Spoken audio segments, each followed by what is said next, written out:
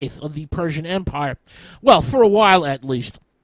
And historian Christianity, its ideology expands into both India and China via trade caravans, and of course it reaches the Tibetans. In its final form, Buddhism in Tibet becomes Lamaism. The Lamas are priestly upholders or supreme ones who rule by religious hierarchy, with its head, of course, being the Dalai Lama. The first Buddhist monastery in Tibet is constructed around 775 AD, and the final total of these monasteries before the Chinese invasion reaches close to 3,000. Buddhism transforms Tibet into a nation of monks. Essentially, Tibet is living in Tibet at this point is like living in a huge monastery state. Every Tibetan family provided one child for this religious state, with the result being that every town or village had its own monastery.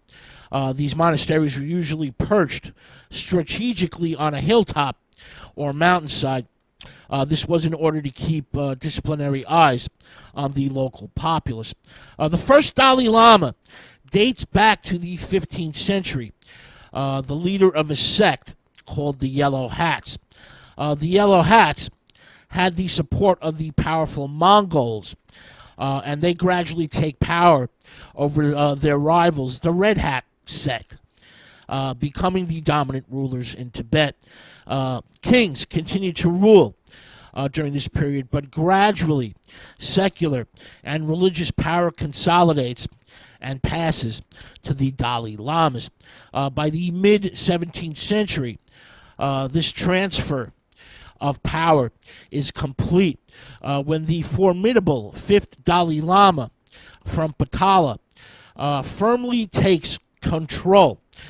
He builds a spectacular palace for himself and his successors. Of course, his successors being the reincarnation of the fifth Dalai Lama himself.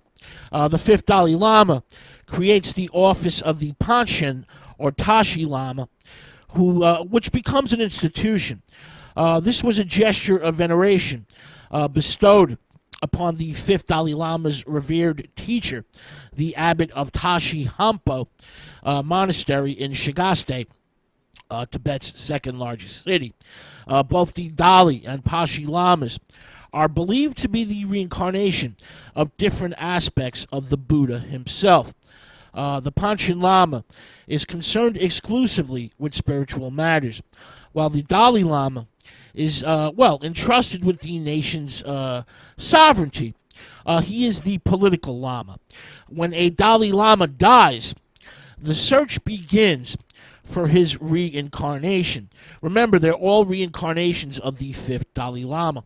The chosen male child must possess certain mystical qualities that distinguish him from ordinary human beings. This golden child must have the ability to identify the possessions of his predecessor, which of course are his own possessions. And he must have large ears, upward slanting eyes, and one of his hands must have a birthmark that resembles a conch shell. Now, the Pashin Lamas are chosen in a similar manner. These reincarnated leaders are always discovered in the households of ordinary Tibetan families rather than in the noble households. This was a way to ensure that no single and powerful noble family could seize power and make the offices of the Lamas hereditary. Now, the young Dalai Lama, until he reaches the age of 18, has his considerable responsibilities carried out by a regent. These regents were sometimes reluctant to give up their power, and a large number of Dalai Lamas died mysteriously before they reached the age of 18. In fact, over a period of about 120 years, 5 successive Dalai Lamas ruled for only a total of about 7 years.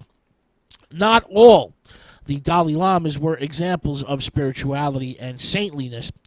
For example, the sixth Dalai Lama, who was enthroned in 1697, I believe, he showed little interest in spirituality, as well as his secular responsibilities, and often indulged in many sexual adventures.